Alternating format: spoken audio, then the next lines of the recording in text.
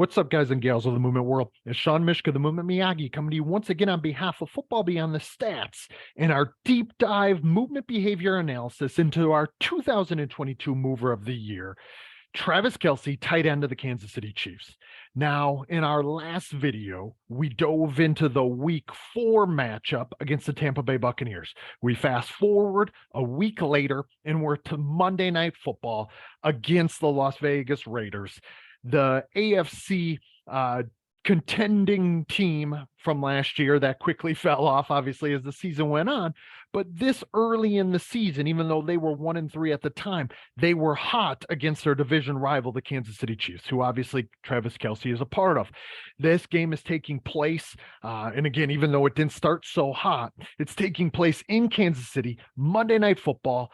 Still not the same as maybe Sunday Night Football would bring, but different things, different constraints impacting and influencing that which what is unfolding. Obviously, being on the field at Kansas City is a surface in environmental conditions that Travis Kelce is very well accustomed to, having played his entire career in Kansas City.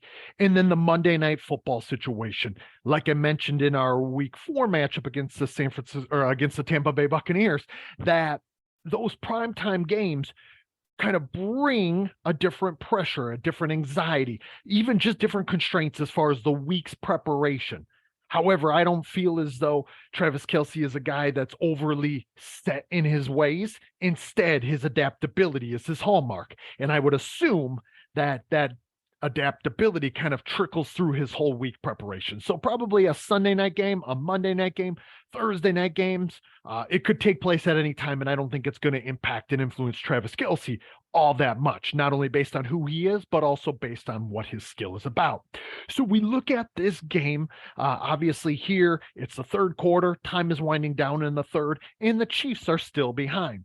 Travis Kelce at this point has 2 touchdowns already, and he is looking to get a third. And obviously, as you can probably guess, being the fact that they're only on the 8-yard line here, and the fact that you can see it up in the upper left-hand corner of the screen as you watch this, he's about to get his third.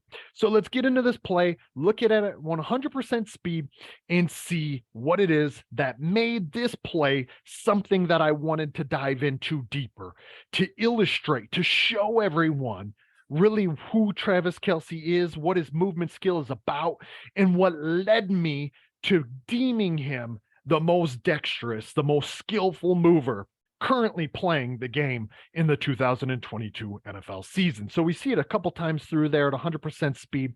Let's fast forward and see if we can see it from a couple of new angles here. And you can see right off the bat, Denzel Perryman, number 52 for the Raiders, gets a good piece of them, a good chunk of them. Obviously, it was within that 5-yard window. And also, Travis Kelce is very accustomed to having to deal with that, particularly in these crossing routes. And there probably isn't a better receiver, tight end, or true wideout at running crossing routes and doing something with them in a really skillful manner, in a really adaptable manner, as it would be, or as we would see from a Travis Kelce. And I know that in week 11, when I highlighted him as our mover of the week, our movement play of the week, it was also on a crossing route there against the Chargers. So definitely fast forward and go ahead and look at that one as well, or rewind, depending on if you've seen it or not. But let's look at what happened here on this respective play. Let's look at it at 50%, and let's also discuss some of the affordances that might exist for Travis Kelce. Here again, we see him on this crossing route. When we typically see Travis Kelce, he has this layered perceptual skill. And it takes place really from the time that he runs his route. He essentially is always picking up moving parts, moving bodies, but he's looking deeper into the movement problem. It's almost like he's playing chess and everyone else is playing checkers. And I know that's really cliche to say, but really we see it from Kelce. He has almost this sixth sense about him. And I mentioned this in the week 4 play as well, where it's almost like he has eyes in the back of his head, or eyes where the periphery actually isn't attending to. Like there's some sort of aura connection, some sort of perceptual connection and information detection there that takes place for Kelce. So when he I want to talk about this. I guess I shouldn't have fast forwarded myself. This him getting knocked off by Denzel Perryman, these types of things happen to Kelce really frequently. Granted, he's 6'5" and 255-ish, right? So it takes somebody maybe really trying to deliberately, intentionally give a blow to him to knock him off his feet in this way. But he has such extraordinary contact balance and he stays so adaptable and in the moment. And I've worked with a bunch of tight ends in my career who were big dudes. I'm talking guys who were 6'5", 6'6", even 6'7" tight ends who are 250 to 270-ish. So bigger than Travis Kelce. And in situations like this, when they get contacted, they can't maintain their balance because they were almost too rigid, too hyper constrained in their degrees of freedom, or too fixed and frozen into what should have unfolded. But Travis Kelce, him having his adaptability that underpins how he behaves and really what emerges from his behavior, it's just kind of like second nature for him. So when he gets knocked off his path by Denzel Perryman, number 52 here, it's just kind of another day at the office, something that makes Kelce do what he does. And now when he slices and stops, and obviously he's trying to not only perceive and detect information about what the defense is doing. Remember, I said he almost has eyes in the back of his head. What do I mean by that? It's almost like he knows what's unfolding over here, even though he can't see this, right? His head is obviously pointed straight down the line of scrimmage here as he tries to regain his balance. But it's almost like he inherently or instinctually, and almost like an ultra instinct type of fashion where he doesn't have to be attending to it, but he knows what's there, that he knows how guys are behaving and performing. And obviously, as soon as he comes up and regains his balance, he has to fixate his attention to what's unfolding for his quarterback, where his quarterback is going, what is afforded to both of them in a shared fashion, in making himself a target for Mahomes. And so we see his perception as I go through my telestrator.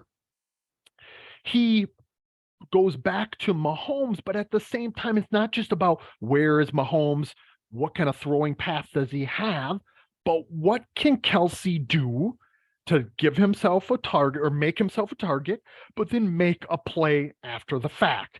And we see that here in, like I said, this kind of ultra instinct type of fashion.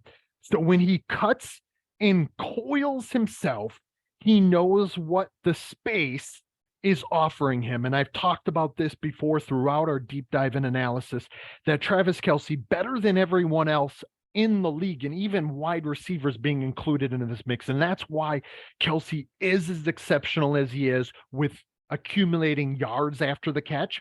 He has such a tremendous and sensitive feel for where space currently is or where space is about to be. So when we look at it here in a moment by moment fashion, he has this understanding, a knowledge of in a Gibson fashion as to this space being afforded to him to run to if and when he gets the football.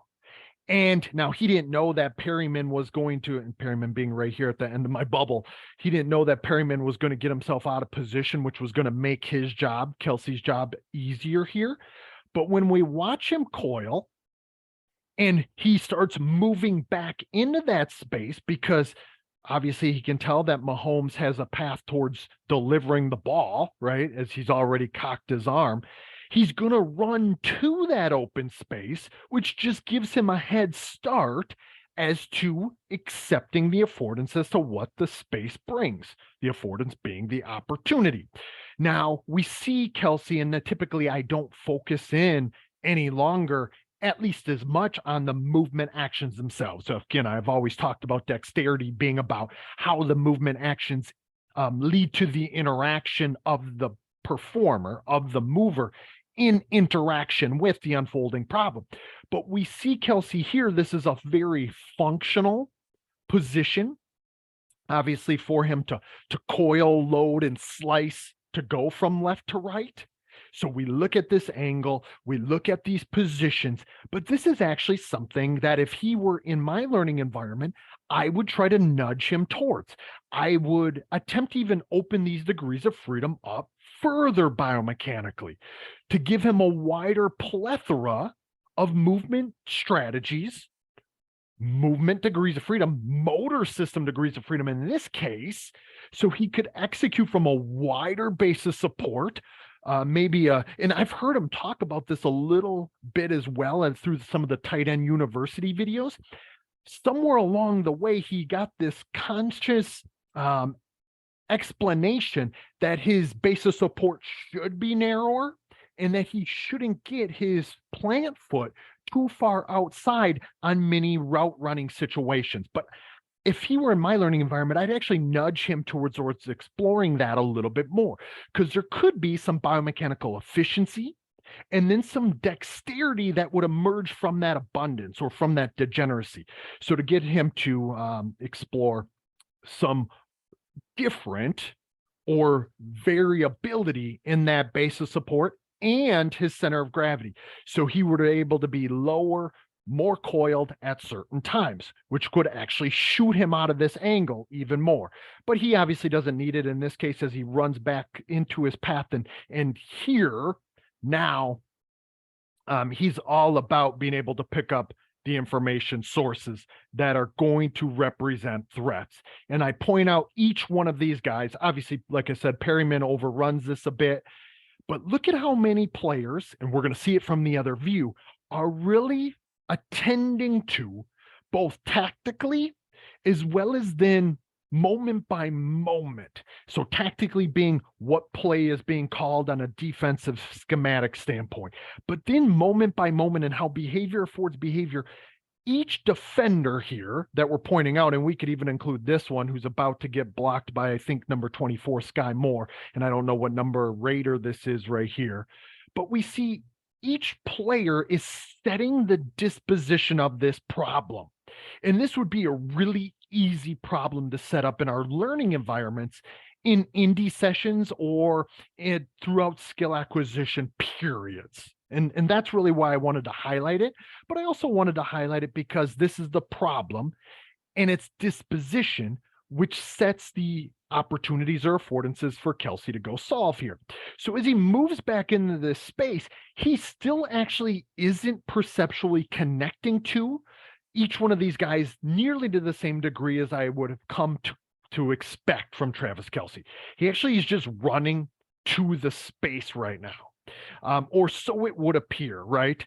He, like I said, the space and his instinctual feel for the space typically channels his movement behaviors more than any other key candidate control parameter of his movement system.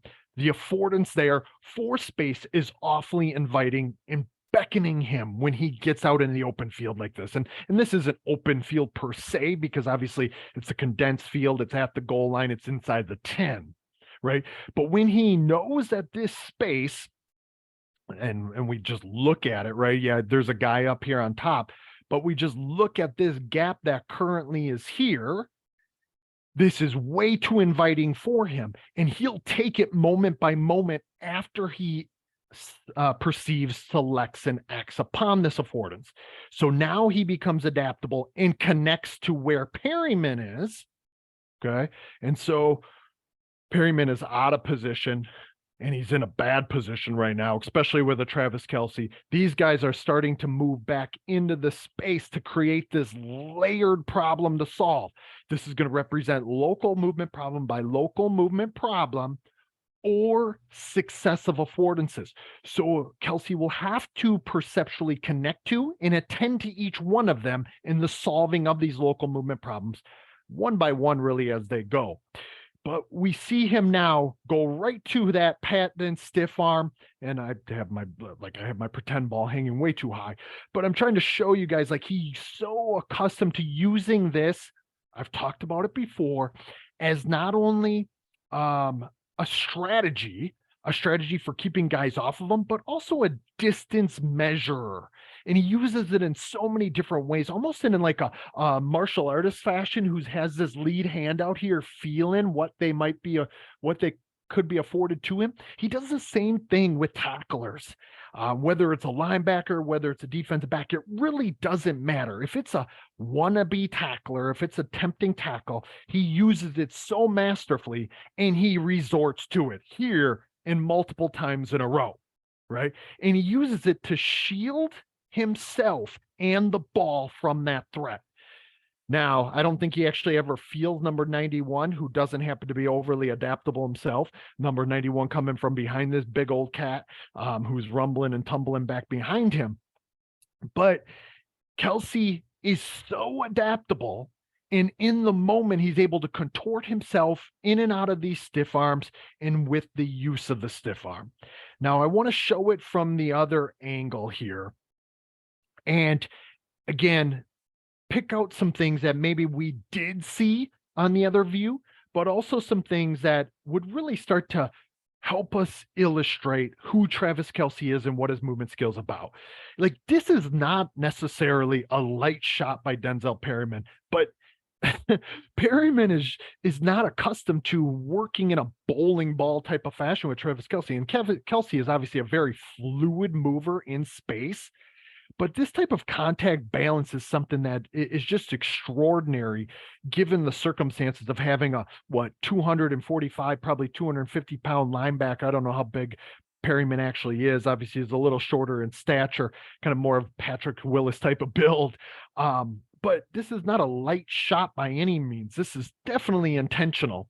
In number 99, Colin Farrell, I think that is Farrell, never actually gets his hand on him, as he probably should, to try and deter him. But now, here, let's look at all of the attention that Kelce is drawing from the defenders. We can see that number 25's attention is right here. Look at Perryman is back to him. That was sort of his guy, obviously. We can see that number 28 is looking to Kelce, but past and through Kelce. Obviously, Mahomes is back here off screen, right? And he's about to deliver the football. So there's a bunch of attention here that is flowing to Kelce. We're going to see a little bit more of it now as he continues to behave and as his behaviors unfold. Look at it all. Now, number 30 has entered the mix. He's looking at Kelce, and yes, Sky Moore here, number 24. I think that's Sky Moore, is obviously a potential target as well. So there's a bunch of Chiefs in a short space here, but most attention is focused in on what Kelce's doing, how he's doing it, and what they can do now, what is afforded to them as they all behave to try to keep Kelce out of the end zone. So it turns into essentially a 2v4 type of movement problem really quickly for Travis Kelce. And Sky Moore, number 24, takes out 30. But look at Perryman. Perryman's in no man's land here. He can't really do much of anything, even though he's trying to do everything in his power here to stop and coil. But his threat really isn't what it could have or should have been, because he wasn't as connected as he needed to be to where Kelce was going to go, which was back into the space. But now let's look at when his visual perceptual pickup, his being Kelce's, gets back to each threat and how he behaves. Perceives to act, acts to perceive, right? The two are intertwined and interwoven with one another. But let's remember that the intentions in one's decision making, one's aims to act in a given way at a given time, in this case, his path that he's going to take, his strategy that he's going to utilize, what type of cutting action, hurdle, stiff arm, all of those things that are going to enter the mix. Highly abundant movement strategies, but also highly functional fit with these movement strategies as well. And the adaptability just keeps shining and showing out for us here. So let me get back and show it to us once again, all the way through. Those features, those qualities of Travis Kelce's movement system that makes his movement skill and his movement behaviors what they are, is as dexterous as they are, the ability to solve any emerging movement problem in any situation, starts to be shining here once again. Okay. Finding a functional fit, the emergence of that functional fit to that movement solution to fit that unfolding problem in a highly online fashion. So, once again, as we continue our deep dive here into Travis Kelce, we see some of these things that separate him from all others at all other positions in the National Football League. Is as adaptable as they come, but in these types of scenarios and situations, particularly in crossing patterns and when space opens up, he is so attuned, so sensitive to the specifying information about those opportunities that that space affords, as well as then performers moving at angles, what angle they're moving at, and what affordances those defenders may have, but also speeds in the layers of them. We see that from his movement skill on this respective play, just as we would see across the entirety of the National Football League season. And hence the reason Travis Kelce is our 2022 Mover of the Year. I hope that you guys have enjoyed these deep dives thus far. I know that we have a few left. I hope that you stick around and engage with them a little bit more as we continue to put these out.